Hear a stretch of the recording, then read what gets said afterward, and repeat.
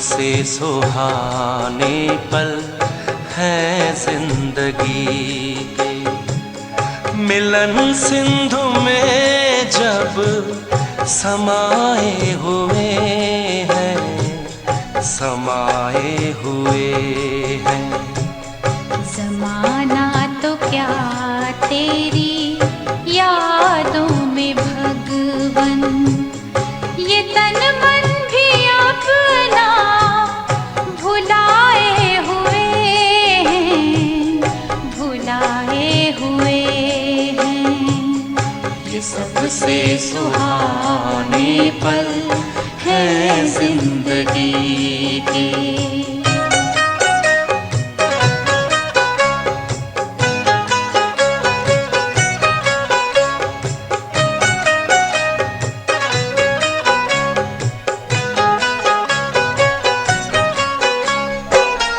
गगन झुक गया, वक्त भी ठहरा ठहरा, ज़मीं भी ये जैसी जमीं रह गई है। रूहानी समा देखते देखते ये आँखें खुली की खुली रह गई हैं।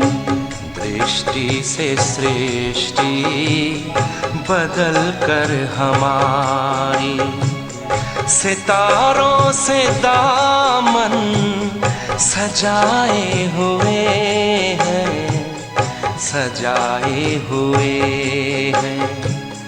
ये सबसे सुहाने पल हैं जिंदगी के।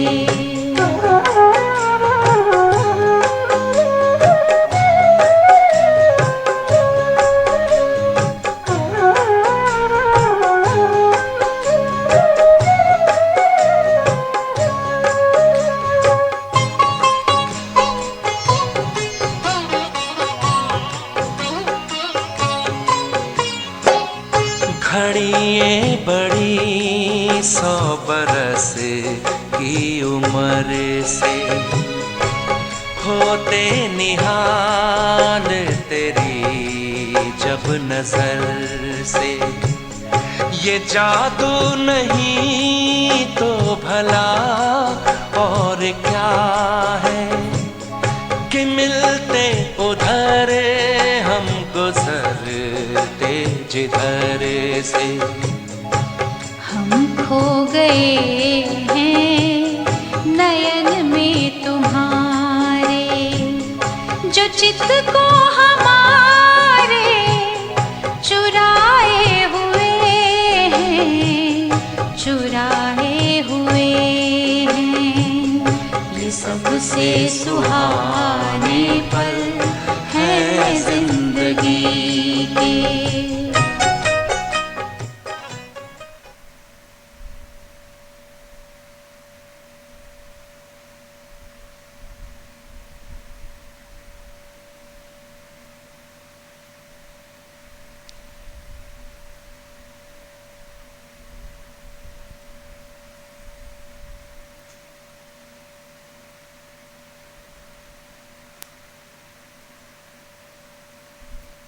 ओम शांति।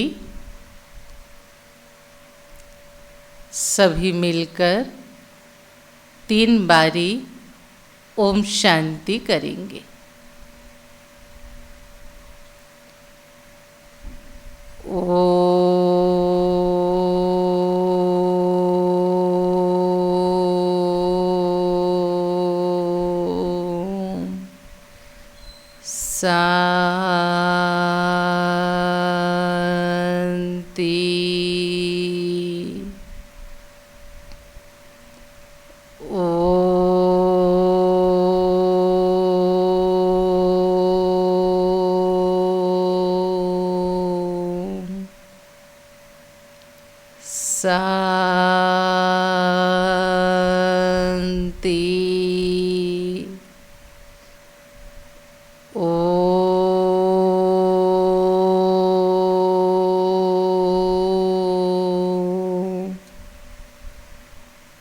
शांति।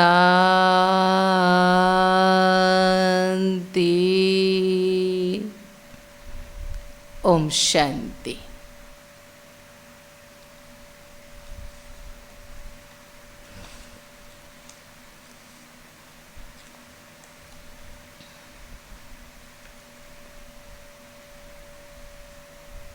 आज की प्रातः मुरली मधुबन बाप दादा 17 तारीख की महावाक्य।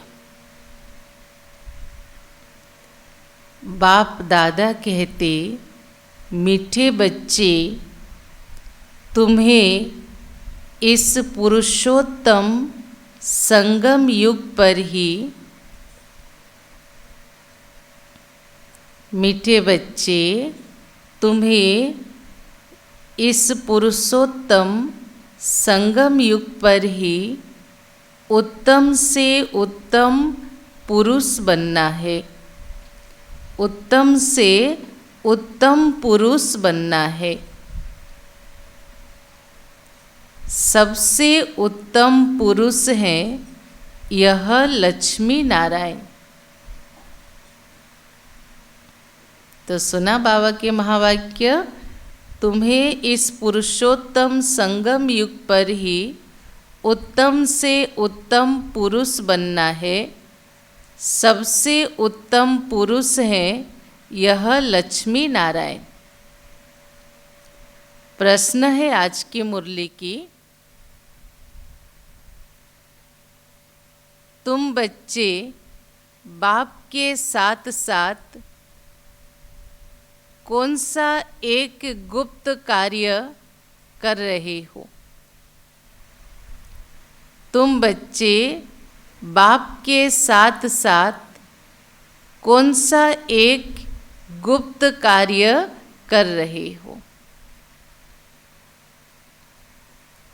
कौन सा गुप्त कार्य कर रहे हो?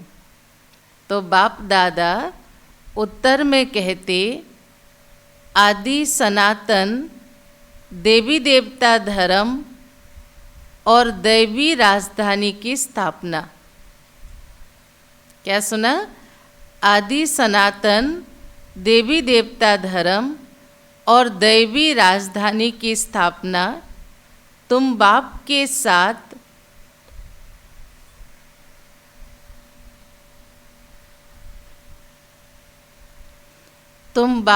साथ गुप्त रूप से यह कार्य कर रहे हो।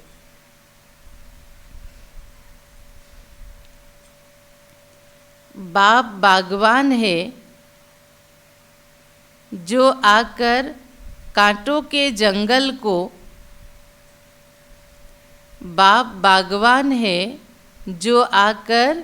कांटों के जंगल को फूलों का बगीचा बना रहे हैं। उस बगीचे में कोई भी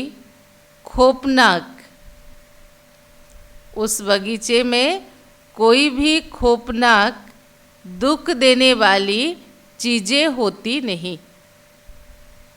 तो सुना प्रश्न उत्तर।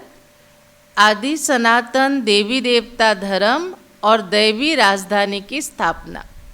तो तुम बाप के साथ गुप्त रूप में यह कार्य कर रहे हो। फिर बाबा ने क्या कहा? बाप बागवान है जो आकर कांटों के जंगल को फूलों का बगीचा बना दे। फिर लास्ट लाइन में बाबा ने क्या कहा? वहाँ कोई भी खोपनाक, माना जैसे जंगल में जहरीले जीव जंतु रहते, भयंकर जीव जंतु रहते, जिनके आक्रमण की, हमला करने की आशंका रहती है। अर्थात इस कलियुगी दुनिया में हर एक मनुष्य एक दूसरे को दुख पहुंचाने की कोशिश करते रहते हैं। लेकिन सतयुग जो भगवान ने बनाया फूलों का बगीचा, वहाँ ऐसे कोई दुख भय देने वाली चीज़ें होती नहीं है। गीत है, आखिर वह दिन आया आज। कौन सा दिन? जन्म जन्म से जिस भगवान को पुकार रहे थे कि हे प्रभु आओ और हमारे दुख हरो, हमें सुख का रास्ता बताओ, इस दुख की दुनिया से ले चलो, हमें मुक्ति धाम ले चलो, तो भगवान हमारा पुकार सुनकर धरती पर आ गया है। ओम शांति। रूहानी बाप बैठ रूहानी बच्चों को समझाती हैं। समझाएंगे तो जरूर शरीर के द्वारा ना। आत्मा शरीर बिगर कोई भी कार्य कर नहीं सकती। रूहानी बाप को भी एक ही बार पुरुषोत्तम संगम युग पर शरीर लेना पड़ता है। भगवान जो इस सृष्टि का परिवर्तक है और जब कलयुग को परिवर्तन करके सतयुग आने वाला होता है, तब भगवान एक ही बार इस धरती पर आके मानवीय शरीर का आधार लेते हैं, ज्ञान और योग सिखलाने के लिए, रास्ता बताने के लिए।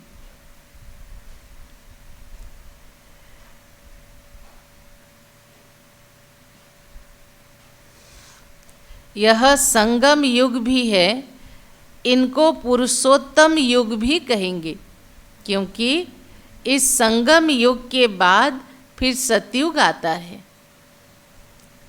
सतयुग को भी पुरुषोत्तम युग कहेंगे। बाप आकर स्थापना भी पुरुषोत्तम युग की करते हैं। संगम युग पर आते हैं तो जरूर वह भी पुरुषोत्तम युग है। तो बाबा ने आज क्या कहा? 2 पुरुषोत्तम युग। एक है कल्याणकारी पुरुषोत्तम संगम युग, जहाँ भगवान आके हमें उत्तम पुरुष बनाते हैं, और दूसरा है पुरुषोत्तम सतयुग, जहाँ हर एक मनुष्य आत्मा उत्तम पुरुष होते हैं, श्रेष्ठ होते, सर्वगुण संपन्न होते हैं। यहाँ ही बच्चों को पुरुषोत्तम बनाते हैं। फिर तुम पुरुषोत्तम नई दुनिया में रहते हो। पुरुषोत्तम अर्थात उत्तम ते उत्तम पुरुष, यह राधे कृष्ण अथवा लक्ष्मी नारायण है।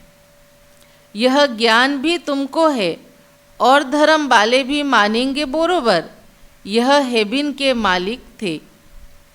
भगवान क्या कह रहे हैं कि लक्ष्मी नारायण स्वर्ग के मालिक थे, इस और धर्म वाले भी मानेंगे जरूर। भारत की बड़ी भारी महिमा है, परंतु भारतवासी खुद ही नहीं जानती। कहते हैं ना, फलाना स्वर्गवासी हुआ, परंतु स्वर्ग क्या चीज़ है यह समझते नहीं हैं। आपे ही सिद्ध करते स्वर्ग गया, इसका मतलब उसके पहले नर्क में था। चलो 3 मिनट ट्रैफिक कंट्रोल करें और विश्व के कोरोना पीड़ित आत्माओं को सकाश दे, ताकि जल्दी वो स्वस्थ होके अपने घर लौटे और एक सादा सरल खुशहाली जीवन जिए।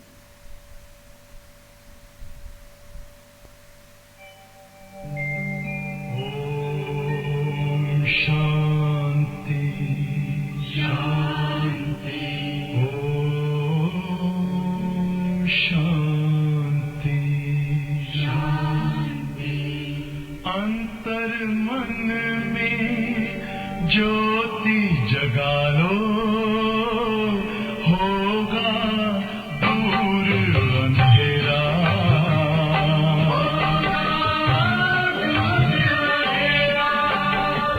शिव का कर लो ध्यान, आ रहा पावन पुण्य सवेरा।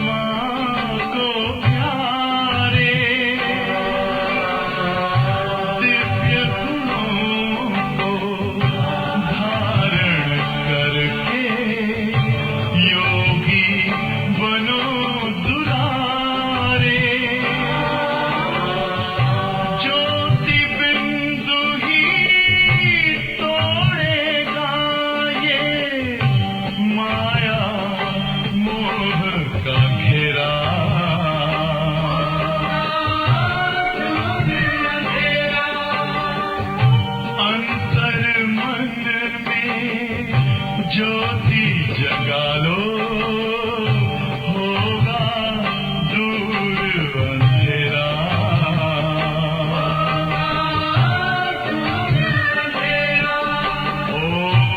शांति, ओम शांति, ओम शांति।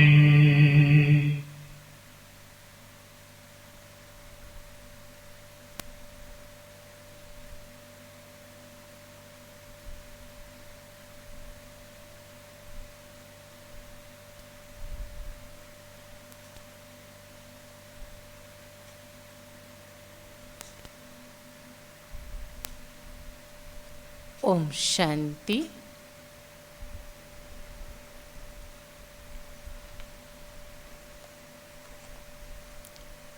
तो बाबा क्या कह रहे थे?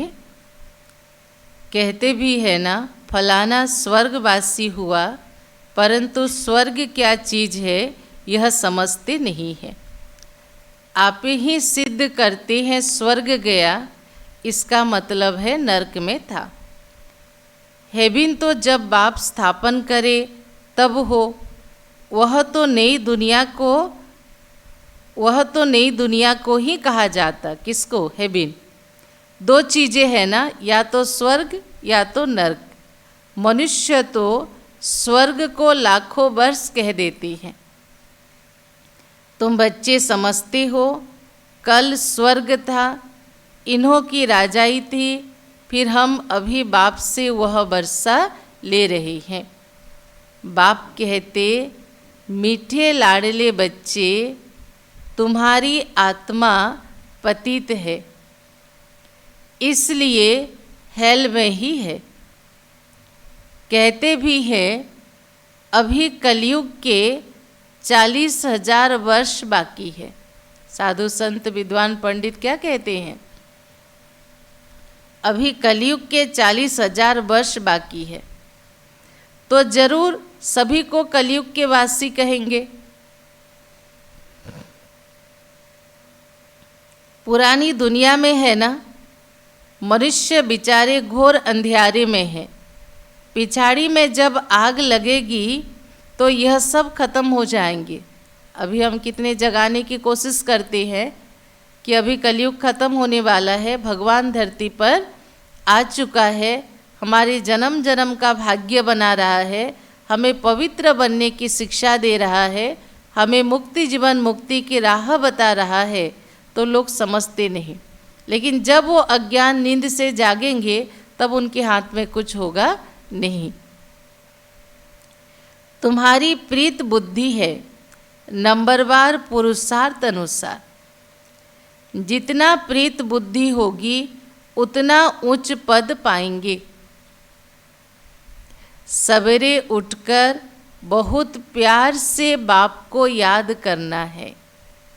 भल प्रेम के आंसू भी आ जाएं, इतना प्यार से याद करो जो भगवान क्या कह रहे, प्रेम के आंसू भी आ जाएं, क्योंकि बहुत समय के बाद आकर मिले हैं ना। बाबा आप आकर हमको दुख से छुड़ाते हो। हम विषय सागर में गोते खाते कितना दुखी हो गए थे। अभी यह रौरव नरक है। अभी तुमको बाबा ने सारी चक्र का राज समझाया है। मूल वतन क्या है वह भी आकर बताया है। पहले तुम नहीं जानते थे, इसको कहते हैं कांटों का जंगल। भगवान आके कलयुग के बारे में भी हमें एहसास कराया कि अभी कौन सा समय चल रहा है। एक कलयुग है, ऐसे नहीं जिनके पास दौलत है, पैसे है, गाड़ी मोटर है, बंगला है तो वो स्वर्ग में बैठे हैं। जिनके पास इन चीज़ों का अभाव है तो वो जैसे नरक में है। नहीं, परमात्मा ने कहा वर्तमान समय कलयुग चल रहा है। इसको भगवान ने कई नामों से कहा।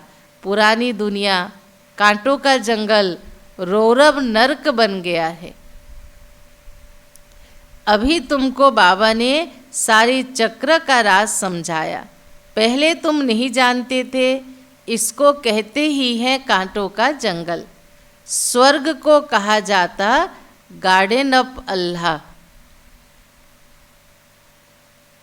मुस्लिम भाई बहनें क्या कहते? Garden of Allah. क्रिश्चियन भाई बहनें क्या कहते? Garden of flower. फूलों का बगीचा। बाप को बागवान कहते।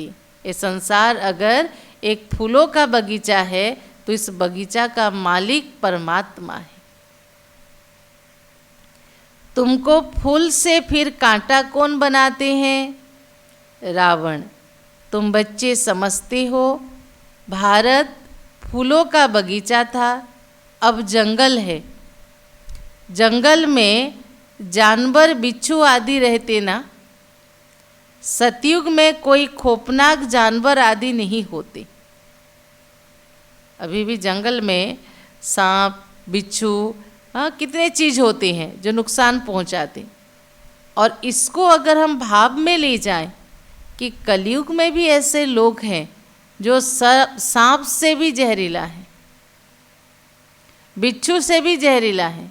अर्थात मनुष्य आत्मा अपने मूल संस्कार को, पवित्रता को, दिव्यता को भूल के एक दूसरे को दुख पहुंचाने में, हानि पहुंचाने में, कष्ट पहुंचाने में कोई देरी नहीं करती है। तो भगवान ने कहा जंगल में जानवर बिच्छू आदि रहते। सतयुग में कोई खौफनाक जानवर आदि नहीं होते। शास्त्रों में तो बहुत बातें लिख दी है।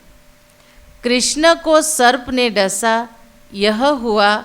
कृष्ण को फिर द्वापर में ले गए। बाप ने समझाया भक्ति बिल्कुल अलग चीज है। ज्ञान सागर एक बाप है। ऐसे नहीं, ब्रह्मा विष्णु शंकर ज्ञान के सागर हैं। नहीं, पतित पावन एक ही ज्ञान सागर को कहेंगे। ज्ञान से ही मनुष्य की सद्गति होती है। सद्गति के स्थान दो हैं, एक है मुक्ति धाम, दूसरा है जीवन मुक्ति धाम। अभी तुम बच्चे जानते हो यह राजधानी स्थापन हो रही है, परंतु गुप्त। हम बाबा के बच्चे सारे विश्व में फैले हुए हैं, लेकिन हमारा मूल कर्तव्य क्या है? इस संसार को पवित्रता, सुख, शांति संपन्न बनाना, पुनः इस धरती पर राम राज्य को लौटा के लाना। ये हमारा लक्ष्य है, लेकिन हम हैं गुप्त। बाप ही आकर आदि सनातन देवी देवता धर्म की स्थापना करते हैं, तो सब अपने अपने मनुष्य चोले में आते हैं। बाप को अपना चोला नहीं है। हर एक मनुष्य आत्मा का चाहे 80 जन्म ले, चाहे 84 जन्म ले,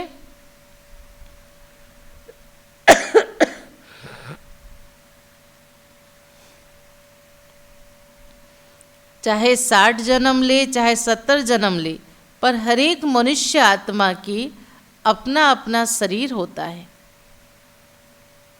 एक परमात्मा जो परम आत्मा है, उनका अपना शरीर नहीं होता।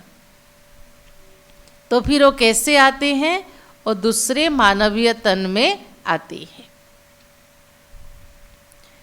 तो बाबा कह रहे हैं तो सब अपने अपने मनुष्य चोले में आते। बाप को अपना चोला तो है नहीं, इसलिए इनको निराकार गॉड फादर कहा जाता है। बाकी सब हैं साकारी।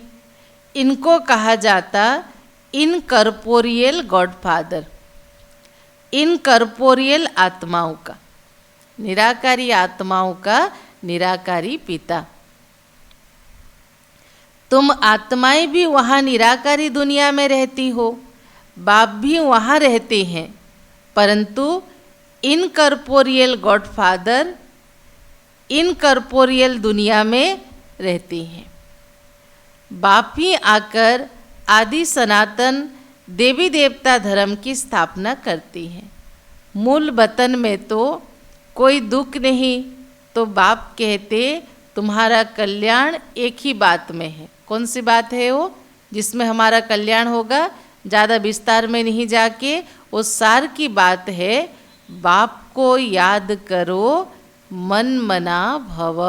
बस इसमें ही तुम्हारा कल्याण है, इसी स्मृति में ही तुम्हारी पुरुषार्थ होगी, इसी को ही धारण करने से तुम्हारे विकर्म विनाश होंगे, तुम उच्च पद के अधिकारी बनोगे।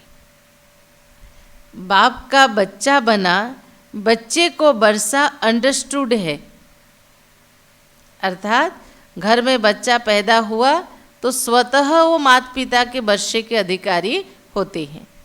अलप को याद किया माना वर्षा साथ में है। कौन सा? सतयुगी नई दुनिया का। इस पतित दुनिया का विनाश भी जरूर होना है। अमरपुरी में जाना ही है। अमरनाथ, तुम पार्वतियों को अमर कथा सुना रहे हैं। तो बाबा ने किस रूप में हमें संबोधन किया? हम सब पार्वतियां हैं और स्वयं अमरनाथ आए हैं अमर कथा सुनाने, अमरपुरी के मालिक बनाने के लिए। तीर्थों पर कितने मनुष्य जाते हैं, अमरनाथ पर भी कितना जाते हैं हर साल। वहाँ है कुछ भी नहीं, सब है ठगी, सच की रत्ती भी नहीं।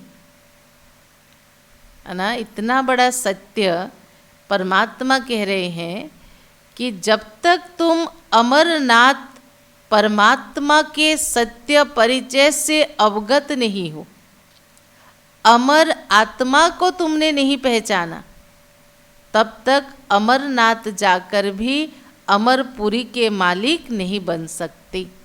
यह है भगवान की कहने का भाव। गाया जाता झूठी काया, झूठी माया, झूठी सब संसार है।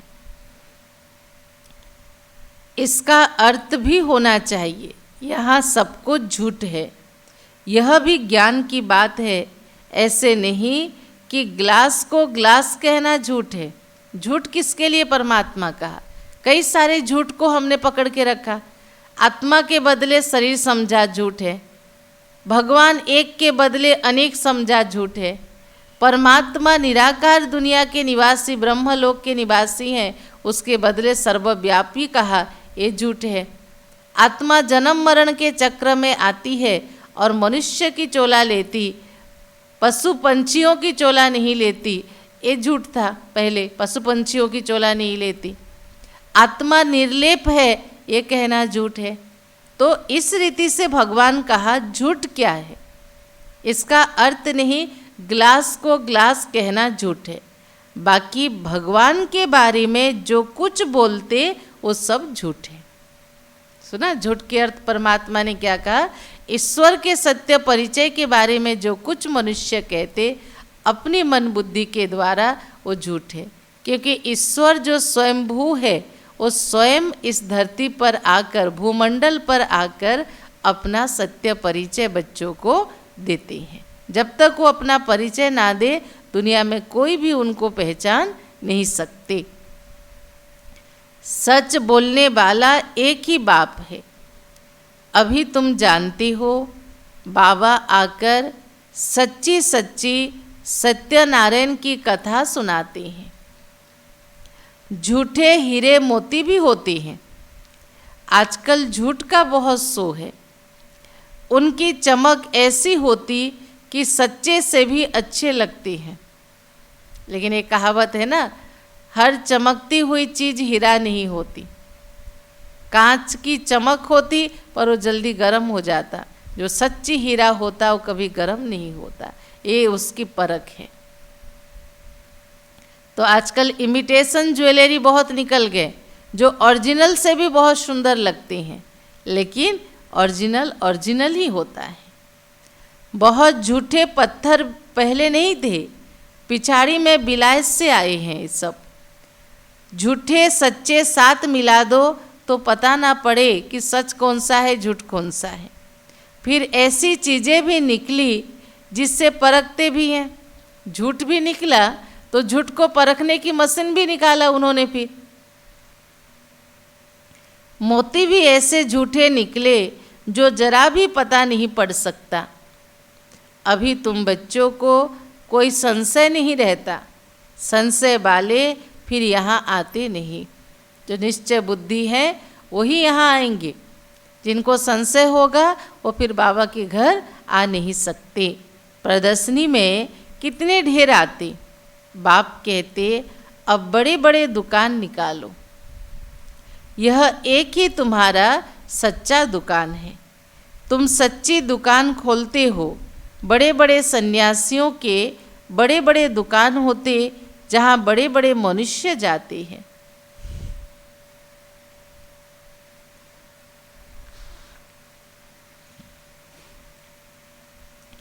तुम भी बड़े बड़े सेंटर खोलो।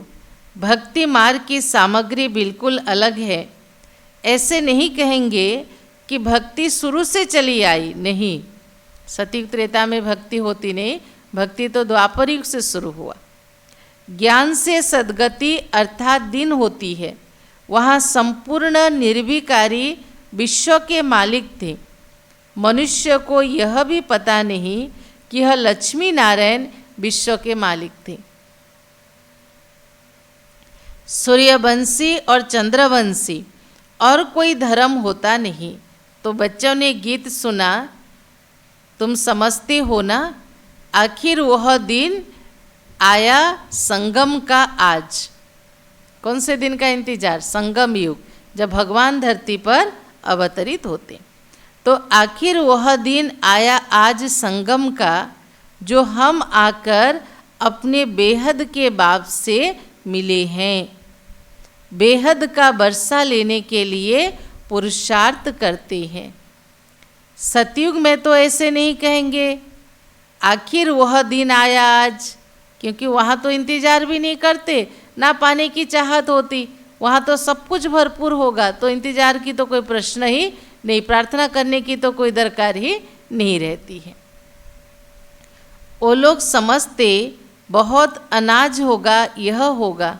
गवर्नमेंट प्लान बनाती ना, 5 year plan, 10 year plan, 20 year plan, कितने साल के अंदर हम भारत में माने कृषि को डेवलप करेंगे, फलानी चीज़ को डेवलप करेंगे, इसके तहत हमारे पास इतनी अनाज होगा, इतना ये चीज़ होगा, प्लान करते हैं। समझते हैं स्वर्ग की स्थापना हम करते हैं। समझते स्टूडेंट का नया ब्लड है, न्यू ब्लड, यह बहुत मदद करेंगे, इसलिए गवर्नमेंट बहुत मदद करती है उन्हों पर। और फिर पत्थर आदि भी वही मारते हैं ना, यंग जनरेशन जिसको यूथ कहते हैं। तो गवर्नमेंट उनके ऊपर इन्वेस्ट क्यों करती है, उनके करियर के लिए क्यों सोचती है कि यही हमारे देश के भविष्य नागरिक हैं, अगर ये अच्छा होंगे तो देश के लिए कुछ करेंगे। लेकिन आज पथभ्रष्ट होके, बुराइयों के वश होके आज यही यूथ हड़ताल कर रहा है, हंगामा कर रहा है, गोली पत्थर मार रहा है। परमात्मा रियलाइज करा रहे हैं।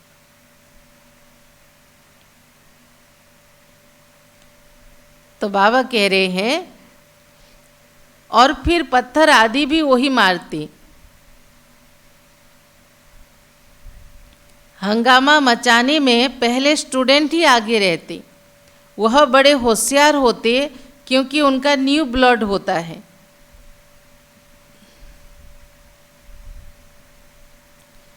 वह बड़े होशियार होते क्योंकि उनका न्यू ब्लड कहते। अब न्यू ब्लड की बात नहीं है, वह है ब्लड कनेक्शन। अभी तुम्हारा है रूहानी कनेक्शन। कहते हैं ना बाबा हम आपका 2 मास का बच्चा हूँ। सभी कितने दिन के बच्चे हो याद है? तो अपने अपने अलौकिक जन्मदिन सभी के, जिस दिन बाबा के बच्चे बने, निश्चय हुआ, कोर्स खत्म हुआ, वो आपके अलौकिक जन्म हुआ। तो कहते हैं बाबा हम आपका 2 मास का बच्चा हूँ। कई बच्चे रूहानी बर्थडे मनाते हैं, ईश्वरीय बर्थडे ही मनाना चाहिए। वह जिस्मानी बर्थडे अभी कैंसिल कर दो। अगर जन्मदिन मनानी है तो परमात्मा क्या कह रहे हैं, ये दिव्य जन्म, अलौकिक जन्मदिन मनाओ, जिस दिन से हमारे जीवन में सुख शांति जागृत हुआ, ईश्वर के साथ मिला, ईश्वर का हाथ मिला, इतना श्रेष्ठ ब्राह्मण परिवार मिला, जीवन जीने की कला मिला, जन्म जन्म का भाग्य मिला, वो दिन हमारा अलौकिक जन्मदिन है, ईश्वरीय जन्मदिन है। तो बाबा ने कहा वह जिस्मानी बर्थडे कैंसिल कर देना है, हम ब्राह्मणों को ही खिलाएंगे, मनाना है तो यह अलौकिक जन्मदिन मनाओ। वह है आसुरी जन्म, यह है ईश्वरीय जन्म। दोनों में रात दिन का फर्क है, परंतु जब निश्चय बैठे ना, किसको जन्मदिन मनाने का उत्साह आएगा? जिनको हर पल हर समय अपने इस ईश्वरीय जन्म की खुशी होगी। खर्चे तो कितने होते रहते हैं, किसी ना किसी कारण से, किसी ना किसी काम से खर्चे होते हैं। बात खर्चे की नहीं है, बात अपने ईश्वरीय नशे की है। जो निश्चय बुद्धि है, जो प्रभु प्रीत बुद्धि है, जिनको नशा है कि हम भगवान के बच्चे बने हैं, वो अपना हर साल चाहे एक केक भी क्यों ना काटे, एक फल भी क्यों ना भोग लगाएं, पर अपना जन्मदिन जरूर मनाएंगे।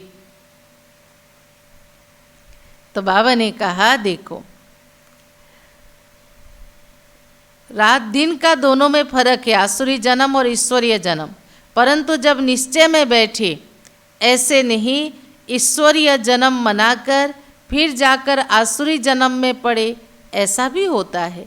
ईश्वरीय जन्म मनाते मनाते फिर एक दिन रफ्यू चक्कर हो जाते, माना भगवान का हाथ छोड़ के चले जाते हैं। आजकल तो मैरिज डे भी मनाते हैं, शादी को जैसे कि अच्छा शुभ कार्य समझते, जहन्नुम में जाने का दिन भी मनाते हैं। भगवान के कहने का भाव क्या है? कुमार कुमारी जो पवित्र थे, शादी के बाद पहली अपवित्रता जीवन में शुरू हुआ, उसको बड़े खुशी से मैरिज डे मनाते, और भगवान कहता है वो तुम्हारा अपवित्र होने का दिन है, नरक के तरफ उतरने का दिन है, तो जहन्नुम में जाने का दिन मनाते वंडर है। बाप बेट यह सब बातें समझाती हैं। अब तुमको ईश्वरीय बर्थडे ब्राह्मणों के साथ ही मनाना है, इस ब्राह्मण परिवार के साथ ही मनाना है। हम शिव बाबा के बच्चे हैं, हम बर्थडे मनाते तो शिव बाबा की ही याद रहेगी। जो बच्चे निश्चय बुद्धि हैं, उनको अपना जन्मदिन मनाना है। सुना बाबा क्या कह रहे हैं? जो बच्चे निश्चय बुद्धि हैं, उनको अपना अलौकिक जन्मदिन मनाना है। तो सब अपने अपने अलौकिक जन्मदिन को देखो कौन सा डेट है, फिर संकल्प करो आज से कि इसके बाद जिसका भी अलौकिक जन्मदिन आएगा, हमें सेंटर पे मनाना है। वह आसुरी जन्म भूल जाए, लेकिन यह ईश्वरीय जन्म कभी ना भूले। यह बाबा राय देते, अगर पक्का निश्चय बुद्धि है तो जन्मदिन जरूर मनाए। बस हम तो बाबा के बन गए, दूसरा ना कोई, फिर अंतमति सो गति हो जाएगी। बाप की याद में मरा तो दूसरा जन्म भी ऐसा मिलेगा। कहते ना, अंत काले जो स्त्री सिमरे, स्त्री योनि बलबल पाए। अर्थात अंत समय में जैसी स्मृति होगी, अगला जन्म वैसा होगा।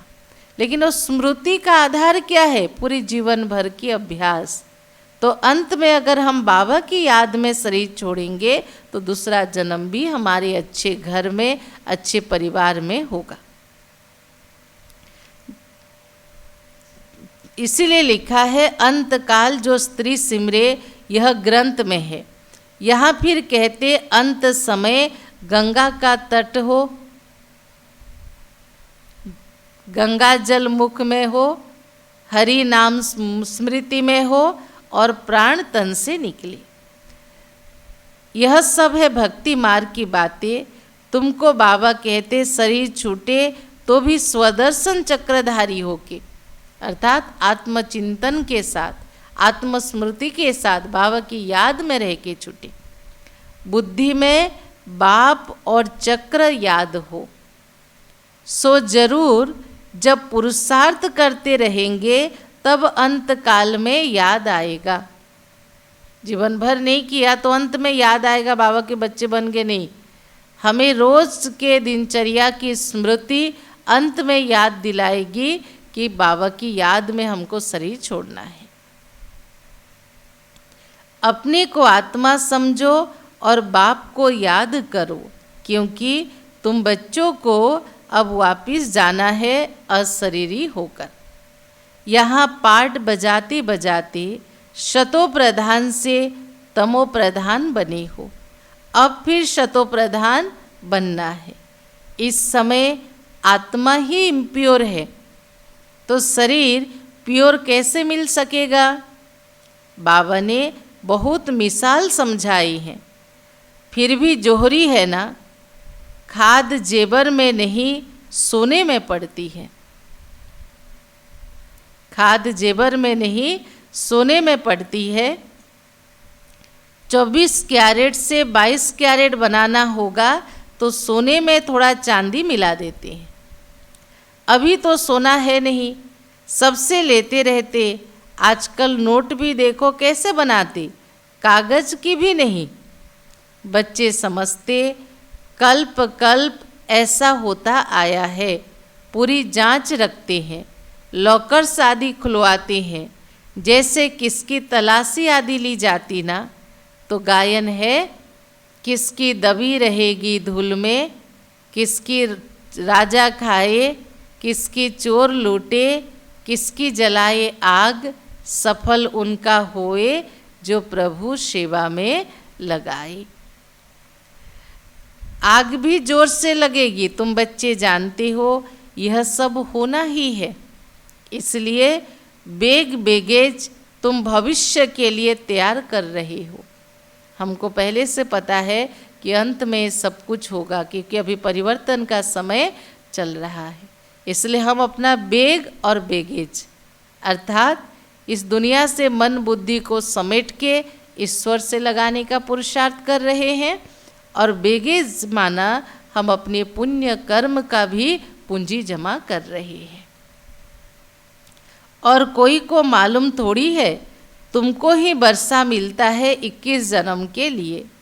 तुम्हारे ही पैसे से भारत स्वर्ग बन रहा है, ये नाज होना चाहिए।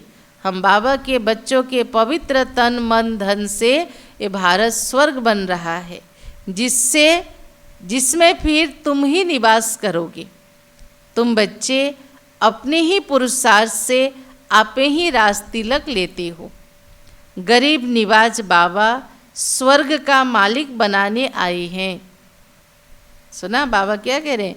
गरीब निवाज बाबा स्वर्ग का मालिक बनाने आए हैं, लेकिन बनेंगे तो अपनी पढ़ाई से।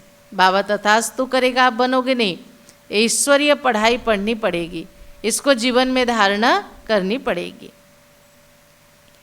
कृपा या आशीर्वाद से नहीं बनोगे।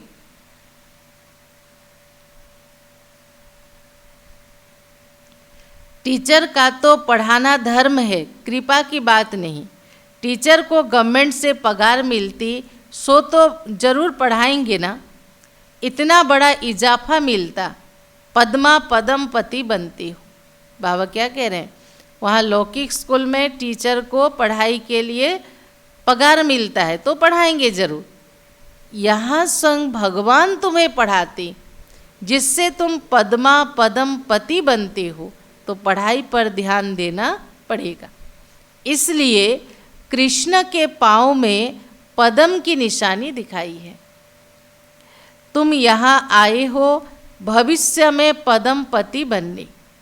तुम बहुत सुखी साहूकार अमर बनते हो, काल पर विजय पाते हो। इन बातों को मनुष्य समझ ना सके। तुम्हारी आयु पूरी हो जाती है, अमर बन जाते हो। उन्होंने फिर पांडवों के चित्र लंबे चौड़े बना दिया। वास्तव में शरीर इतना लंबा बड़ा चौड़ा नहीं होगा। सतयुग में हमारी आयु लंबी होगी, काया निरोगी होगा, सुख अपार होगा। इसका अर्थ नहीं शरीर के साइज और हाइट बढ़ जाएंगे, नहीं। 6 फुट का ही होगा। समझते पांडव इतने लंबे थे, अब पांडव तो तुम भी हो, कितना रात दिन का फर्क है। मनुष्य कोई जास्ती लंबा नहीं होते, 6 फुट का ही होते। भक्ति मार्ग में पहले पहले शिव बाबा की भक्ति होती है, वह तो बड़ा बनाएंगे ना। जो शिव बाबा ने हमें इतना उच्च भाग्य दिया, तो उसके स्मृति में जब बनाएंगे तो बड़ा लिंग बनाएंगे। पहले शिव बाबा की अव्यभिचारी भक्ति चलती है, फिर देवताओं की मूर्ति बनाते, उनके फिर बड़े बड़े चित्र बनाते, फिर पांडवों के बड़े बड़े चित्र बनाते। यह सब पूजा के लिए ही बनाए हैं। लक्ष्मी की पूजा 12 मास में एक बार करते, जगदम्बा की पूजा हर रोज करते हैं। यह भी बाबा ने समझाया, तुम्हारी डबल पूजा होती है। मेरे तो सिर्फ आत्मा यानी शिवलिंग के रूप में पूजा होती है, और तुम्हारी तो शालिग्राम के रूप में भी पूजा होती है और देवताओं के रूप में भी पूजा होती है। भगवान कितना निरहंकारी, क्या कह रहे हैं, मैं तुम्हें अपने से भी ऊंच बनाता हूँ। मैं तो सिर्फ शिवलिंग के रूप में पूजे जाता हूँ, लेकिन तुम्हारी पूजा शिवलिंग के साथ शालिग्राम के रूप में होती है, और फिर जो मैं तुम्हें मनुष्य से देवता बनाता हूँ, तो तुम्हारी देवताई स्वरूप का भी मंदिरों में पूजा होती है। रुद्र यज्ञ रचते तो कितने शालिग्राम बनाते, तो कौन बड़ा हुआ। कितना सुंदर परमात्मा रमणीक बातें ज्ञान की कह रहे हैं। जब तुम्हारी डबल पूजा होती है तो कौन बड़ा हुआ, लेकिन बड़ा तो हमेशा शिव बाबा ही रहेगा, क्योंकि उसने ही हमें इतने ऊंच और महान बनाया। तब बाबा बच्चों को नमस्ते करते हैं, कितना ऊंच पद प्राप्त कराते हैं। बाबा कितनी गुह्य गुह्य बातें सुनाते हैं, तो बच्चों को कितनी खुशी होनी चाहिए। हमको भगवान पढ़ाते हैं, किस बात की खुशी हो, हमको भगवान पढ़ाते हैं भगवान भगवती बनाने के लिए। कितना शुक्रिया मानना चाहिए, उठते बैठते चलते फिरते शुक्रिया बाबा, शुक्रिया आपने मुझे अपना बनाया, शुक्रिया बाबा आप मुझे रोज पढ़ाने आते हो, शुक्रिया बाबा आप मेरा इतना उच्च भाग्य बना रहे हो, शुक्रिया बाबा कि इतने करोड़ों लोगों के बीच आपने मुझे अपना सहयोगी बनाया। उठते बैठते कितना शुक्रिया मानना चाहिए। बाप की याद में रहने से स्वप्न भी अच्छे आएंगे, साक्षात्कार भी होगा। अच्छा, मीठे मीठे सिखिलधे बच्चों प्रति माता पिता बाप दादा का याद प्यार और गुड मॉर्निंग। रूहानी बाप की रूहानी बच्चों को नमस्ते। हम रूहानी बच्चों की रूहानी बाप दादा को नमस्ते नमस्ते। ओम शांति ओम शांति। पूरी मुरली के लिए, पूरी मुरली में से धारणा के लिए मुख्य सार 2 पॉइंट। पहला पॉइंट है अपना ईश्वरीय बर्थडे मनाना है। सुना, बाबा क्या कह रहे हैं आज सभी को, अपना ईश्वरीय बर्थडे मनाना है, रूहानी कनेक्शन रखना है, ब्लड कनेक्शन नहीं।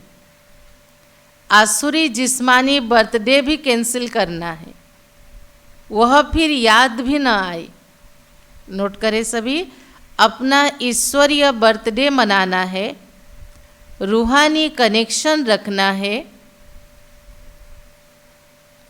ब्लड कनेक्शन नहीं। आसुरी जिस्मानी बर्थडे भी कैंसिल, आसुरी जिस्मानी बर्थडे भी कैंसिल, वह फिर याद भी न आई। दूसरा पॉइंट, अपना बैगेज भविष्य के लिए तैयार करना है। अपने पैसे भारत को स्वर्ग बनाने की, अपने पैसे भारत को स्वर्ग बनाने की सेवा में सफल करने हैं। अपने पुरुषार्थ से अपने को राज तिलक देना है।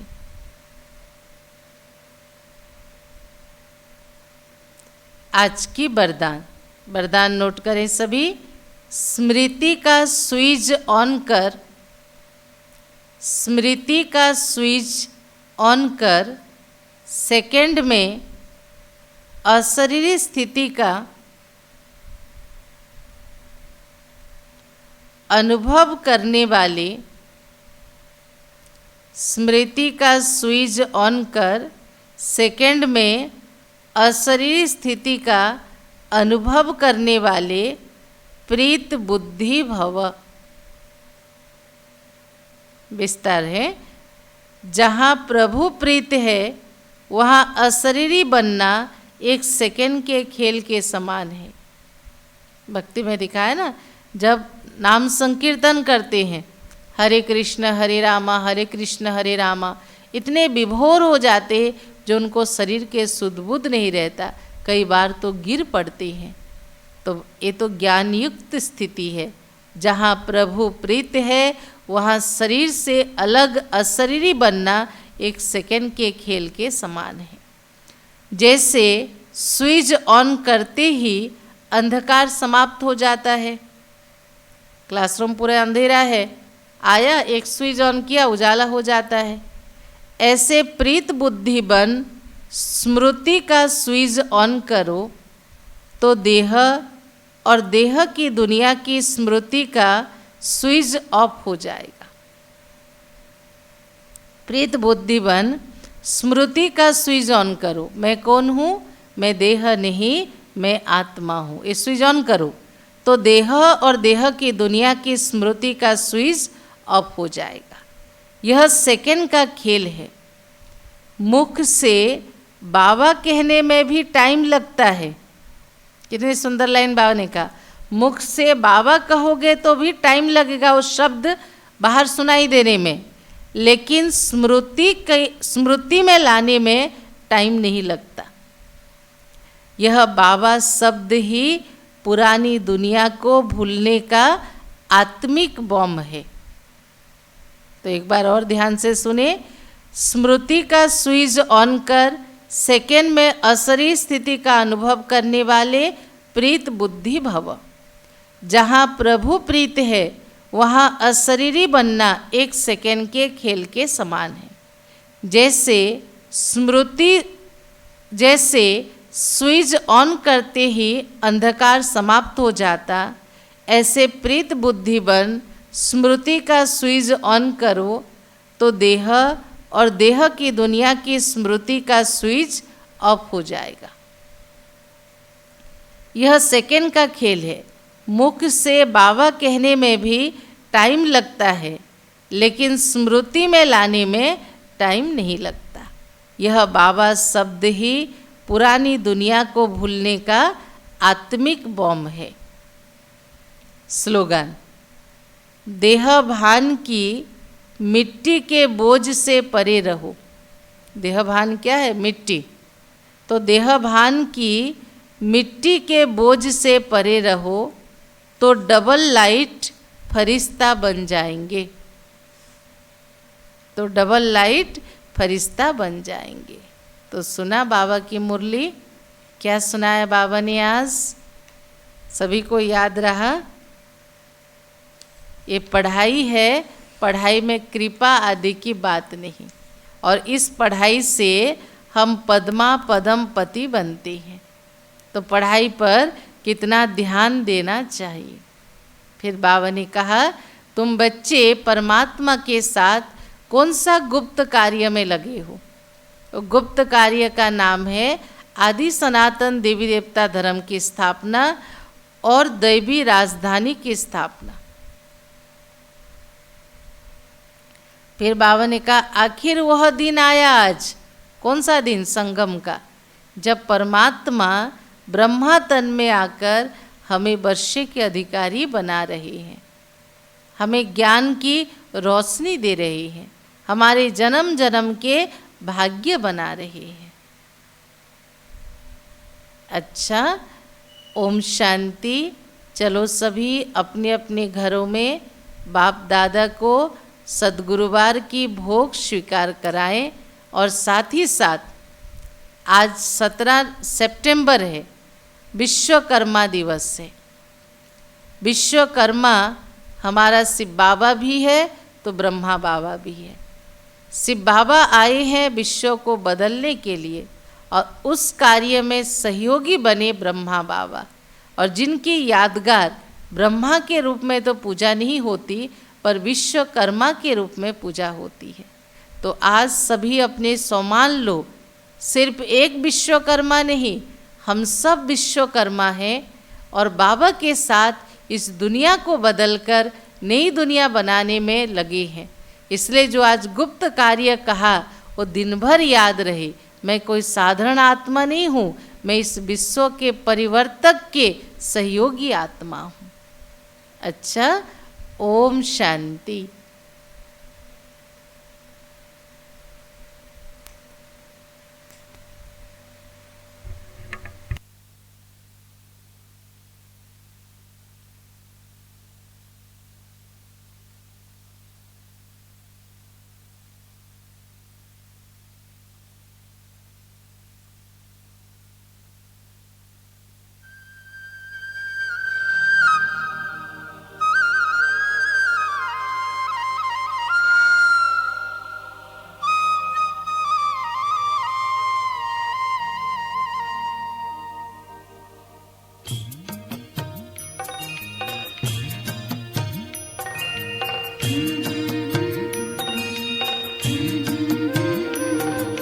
बाबा तेरी मीठी मुरली की धुन सुन कर के मन हर्षाए, हो सुन कर के मन हर्षाए।